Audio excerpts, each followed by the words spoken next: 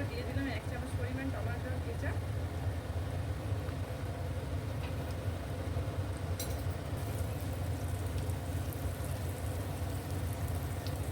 আমি এখানে লঙ্কার গুঁড়ো ব্যবহার করেছি, আপনারা আপনাদের পরিমাণ মতো ব্যবহার করবেন। এরপর 4 চামচ বিরিয়ানি মশলা ইউজ করলাম।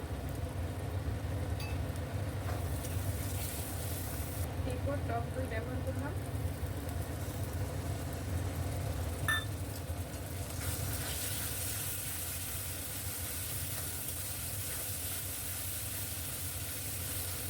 মশলা কষানো আমার রেডি। এরপর ম্যারিনেট করে রেখেছিলাম সেটা দিয়ে দেবো। ম্যারিনেটে হলুদ, নুন আর দই মাখিয়ে রেখেছিলাম। চিকেনটা অবশ্যই ম্যারিনেট করে রাখার চেষ্টা করবেন, তাহলে চিকেনটা খুব টেস্টি হয়। মিনিমাম 1 ঘন্টা ভালো করে কষিয়ে নিচ্ছি।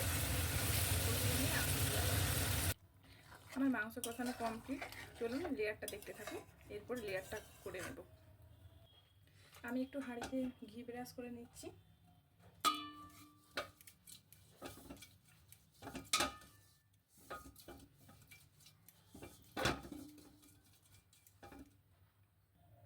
এরপর দিয়ে দিলাম আলুগুলো।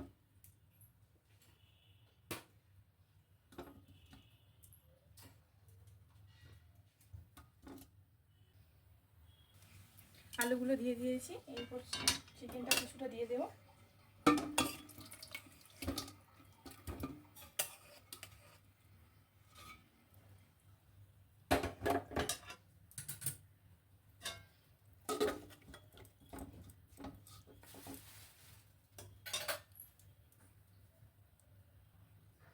এরপর আগে থেকে সিদ্ধ করে রেখেছিলাম, প্রায় 70-80% সেদ্ধ করা ছিল চালগুলো।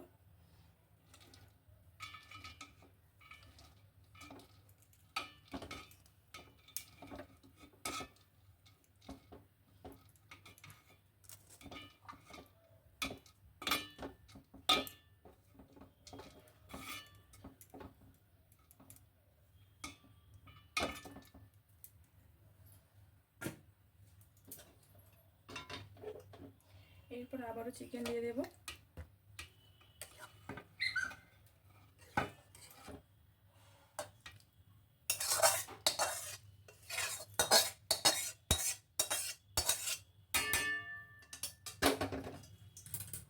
এরপর আবারও ভাতগুলো দিয়ে দেব।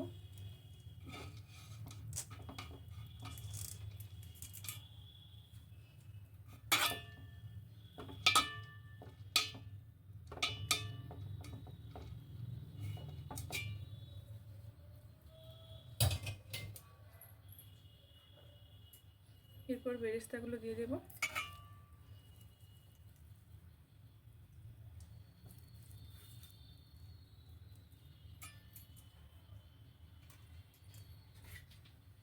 এরপর সিদ্ধ করে রাখা ডিমগুলো দিয়ে দেব।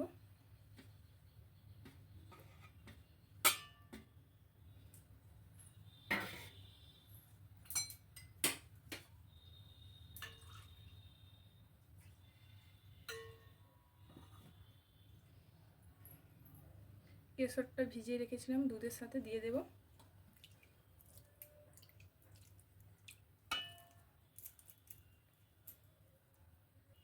এরপর পরিমাণ মতো কেওড়ার জল,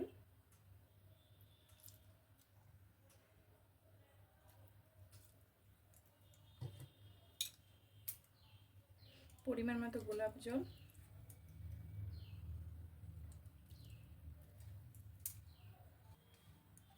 এরপর পরিমাণ মতো ঘি। ঘিটা আমাদের বাড়ির ঘি, যদি বাড়ির ঘি হয় তো খুবই ভালো, না হয় বাজার থেকে কিনা ঘিও দিতে পারেন।